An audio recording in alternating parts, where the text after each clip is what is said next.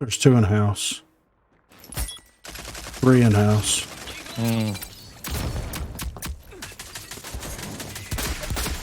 There's 2 in the middle. Right here. 2. Chalk and bitch is down. He's healing her. He's picking her up right there, Griffin. Yeah. Get out. Hey, running up. They're on B. On the vehicle. On the plant site. Somebody's over there. There's one on A. Cannon's on A. Yeah. Okay. Saw. I don't know who it is. I think it's Fat. Cannon was, yeah.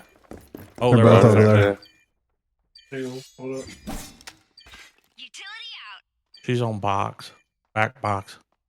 Enemy spotted. That one. There's a knife over there. Be careful. On box. That one. 10 more seconds or so and you'll have the fire grenade back. Just saw me in the nano smoke? Woo! Dude! Right here. I'm blocking her. She's back. She's stuck. She's running back. Move here. She's on your right. She's over. Okay. Watch the There's a knife. Rona dart. Crushed us. Run it again.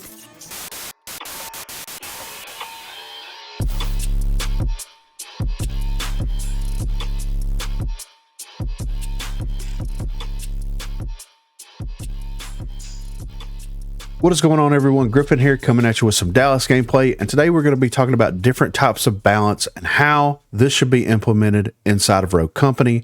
So let's head over and check it out.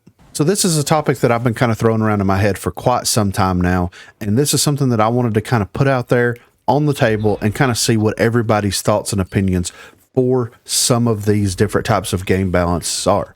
So the title is Trickle-Down versus Targeted Balance, right? So let's kind of go through the definitions for each one of these, the way that I see it. Let's see how Rogue Company is currently doing balance, and then let's see what they could do in the future going forward. For trickle-down game balance, basically how this works, it's similar to trickle-down economics or Reaganomics, if you want to call it that. It's where you balance everything at the highest level, at the highest skill level possible. And then that game balance will, of course, trickle down the other skill levels of players, right? So if you balance it for competitive player, then your high-tier players are going to be able to adapt to it. Your mid-tier players are going to be able to adapt to it. And then inevitably, and it's going to take longer, your lower-tier players are going to be able to adapt to it. Targeted balance, on the other hand, is something where things are specifically targeted and balanced as they receive like complaints or as they see that certain pick rates or ban rates of those specific weapons are in the game currently, right? Kind of feel like they're doing more of a targeted balance type system within Rogue Company right now. And the reason why I say that is because you're not balancing everything at the competitive level. If you were balancing everything at the competitive level, then we wouldn't see the same rogues constantly being used in competitive gameplay. We wouldn't be seeing the same weapons constantly being used in competitive gameplay. We wouldn't see a lot of the similarities between teams, a lot of similarities between the way that matches play themselves out if it was balanced at that higher level, if it was balanced at that comp level. Now, if you're going to do a trickle down type of game balance, then of course you're going to have to look at what your outliers in Rogue Company specifically are going to be, and you're going to have to figure out a way to kind of bring them up or down as needed to make them more or less viable in the game. So let's take something like the LMPX, for example. The LMPX has received no nerfs whatsoever. It is one of the most dominant weapons, if not the most dominant weapon in the game. You constantly see people making videos about how good the LMPX is. You also can flip over and watch some comp gameplay, and you can see 90% of the characters that they're using that have access to SMGs are using the LMPX. You don't see any other submachine guns, and even if they have access to assault rifles, they're prioritizing the LMPX over the assault rifles in game.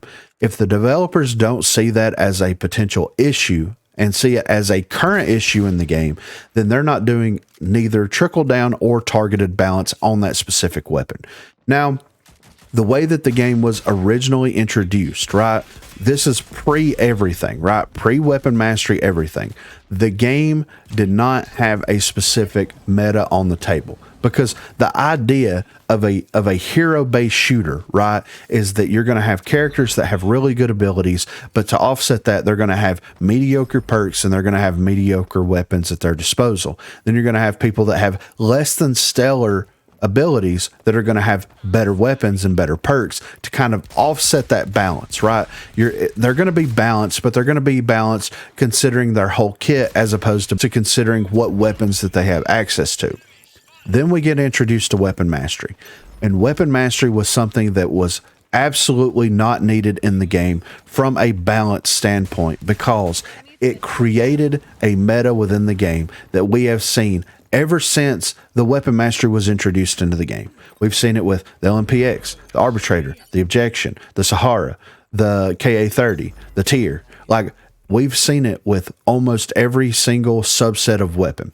Then those weapons get changed a little bit. People stop using them. They move on to another weapon. People start making videos on them. People start getting burnt down whenever they're playing games. And they're like, wow, I'm going to have to pick that weapon up and see exactly what's going on with it. And then that new meta starts to form. So the interesting thing that they had going for them right out of the gate, you had a character with a really, really good ability, with very mediocre weapons and decent perks, versus a character that has a terrible ability with really good weapons and really good perks. You see what I'm saying? It provided a different way of playing the game. You had to say, okay, if I pick this character, they have a really great ability, but I'm not super good with like this weapon or this weapon, but I can make this weapon work. But we need this ability in this game. We need this intel. We need this, whatever it is, insert ability here. Or you have your fraggers and you can say, okay, we need them to have access to these weapons so that they can frag out. And it doesn't really matter what their ability contributes to the game overall or to the match overall. So I think that if the developers took a step back and they did a combination of trickle down versus targeted balance, then I think that the game would be in a much better state, in my opinion. So what they could do now is, since the game is full released, right? We're no longer in beta. You know, beta is not a thing anymore. We've successfully somehow transitioned into a full release game. I think that if we're going to continue to have the RCCS, if we're going to continue to have competitive play, then we need to look at each individual character as a whole, look at what they have access to, and there needs to be specific incentives provided in order for competitive players to play those characters. Let's look at Anvil for a second. So in the most recent Formal Affair update, Anvil is getting some very interesting changes that I personally feel like they're trying to buff him in ways to make him a little bit more viable in competitive gameplay, right? So basically what they're doing is they're giving him 2 stacks of the shield right out of the gate so that he can drop into the game. He's got access to 2 different shields. That, coupled with having one of the best perk sets in the entire game, having access to the Maul, which when it's fully upgraded is an absolutely laser beam. You have access to APS systems, then you have C4, which is less than stellar, right? Which is fine. He has to have one drawback. But the biggest drawback with Anvil, it's not the ability, it's not the perks, it's not the weapons, it's the speed. They introduced the speed and toughness system into the game. They nerfed the toughness system without touching the speed system, and Anvil just doesn't feel like he's worth running over some of the other characters that have a very high toughness. Let's look at other characters that have a high toughness. You've got Chalk that has a 5 toughness. That should have never happened. He should have never been released with a 5 toughness. It should have been a 4 at the absolute most, possibly even a 3, because he has a really good ability, because he has a really good level of life drain. He also has other things that allows him to be able to survive situations such as flashbangs, Semtex, etc. He also has access to SMGs and shotguns. It makes him an absolute powerhouse to go up against. So that means he has the LMPX, he has sticky grenades or Semtex grenades, he has flashbangs, he has life drain, and he has overheal, which gives him 175 health with 5 toughness. Like, that is why Chalk is prioritized. And his speed is like a 2 or a 3. So he's nowhere near as slow as Anvil is overall. So the speed and toughness system, although I thought it was a good idea, and I still think that it is a good idea to introduce something like this into the game, because it breaks up the TTK just a little bit, especially with those tankier characters, to make it feel like there's enough of a variation between some of the rogues to make the gameplay very fun and interesting. That is where Anvil's downfall was, because when they introduced that speed and toughness system into the game originally, Anvil was being picked up and played by pretty much everybody. You get the 5 toughness plus the legendary version of bulletproof, and then also legendary armor, which gives him 175 health. He could tank a headshot snipe if he's full health, if he's got full armor, the whole 9 yards. You need a character like that to exist in the game. Like I said, the biggest drawback is his speed, especially on some of these maps, especially some of the larger maps. His ability to rotate just is not there. So we need to look at these things as like, okay, competitive players, right? Because we've got competitive players that are part of the creator program. We also have competitive players that voice their concerns. Why is this rogue not viable? Let's look at this from a high level perspective. Why is this rogue not viable? Why do you not want to play this specific rogue? Explain that to me so that we can figure out what the deal is. And once they take that feedback into consideration, look at the pick rates, look at the ban rates, look at the pick rates of the weapons, of the gadgets, of the perks, the whole 9 yards, and then see what rogues are coming in short and change them up a little bit. I'm not saying go through and buff every single one of them. I'm not saying go through and nerf every single one of them. I'm saying reallocate some of these perks. Move some of the perks up into legendary and move some of them down into the epic or rare. Give them access to different weapons, but that doesn't matter because they screwed the pooch on that one. They opened weapon mastery up and it destroyed the game in a big way. They could give them different gadgets. They could give them different passive abilities. They could rework their main ability like they're doing with Anvil here.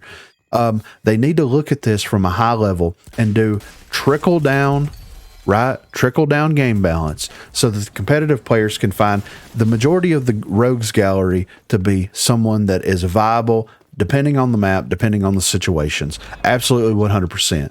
And then they need to also use targeted balance in order to be able to go in much, much faster, by the way. I want to preface this by saying they need to do this way faster, but they need to go in there and they need to see these specific outliers that exist for seasons upon seasons upon seasons. And they need to start doing early nerfs to them right out of the gate and doing not substantial nerfs, but micro nerfs to them until they get them into a good spot. Because if we're going to release the Formal Affairs update this week, right, whenever this video goes up, it's either out or it's about to come out. That goes out, they could, in theory, have a small change to the LMPX in there. Maybe they reduce the range of it a little bit. Maybe they increase the recoil of it just a little bit. Maybe they increase the bloom of the weapon just a little bit. Reduce the headshot damage. They do one of those small changes, right? And then they let people keep playing it. People are going to notice, okay, this isn't the same as it was before. Are they going to stick with it and learn the way that this new weapon works, or are they going to transition over into another weapon, right? Because that's what happens. Your competitive players are going to get in, they're going to find the weapons that they can exploit, and they're going to stick with them until they're almost completely unusable. That's just the way the cookie crumbles. It happens in every single game and every single esports. That's exactly what happens, right? So they need to start doing micro nerfs to it right now in the Formal Affair update, and then they do a hot fix. Maybe it wasn't enough. Maybe it wasn't severe enough. Maybe they could do something different with it. Okay, they do another micro nerf. Are people still using it? Are people still being successful with it? What's the win rate? What's the down rate?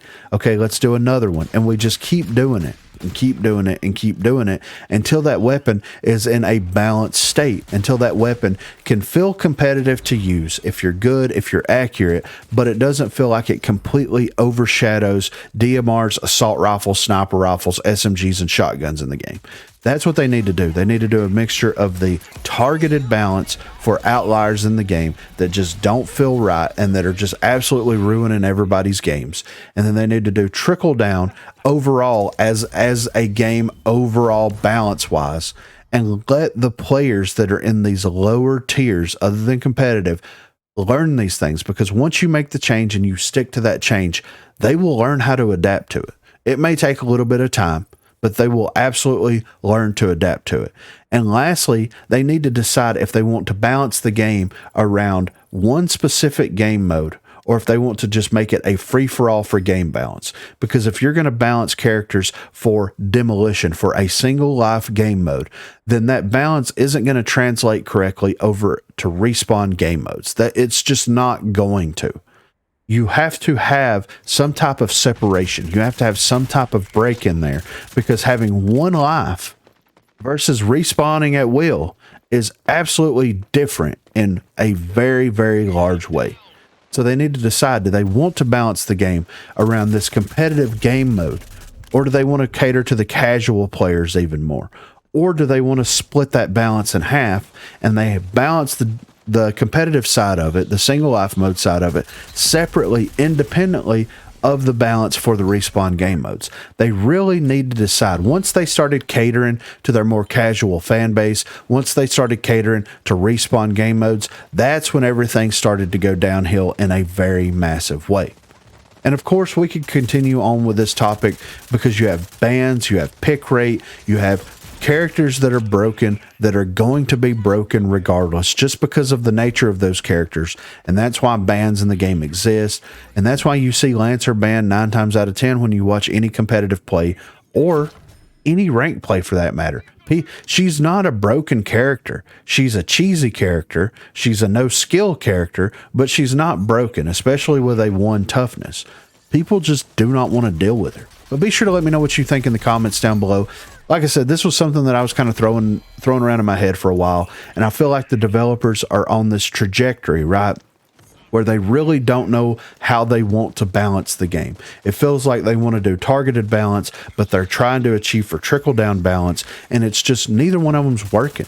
Neither one of them's working. It feels like they're targeting some of the wrong things to balance. They're also introducing new systems into the game, which is going to make that initial balance that much more difficult. So maybe not introduce these new systems into the game until you get the game feeling good from a balance standpoint. That's just an idea. That's just a thought.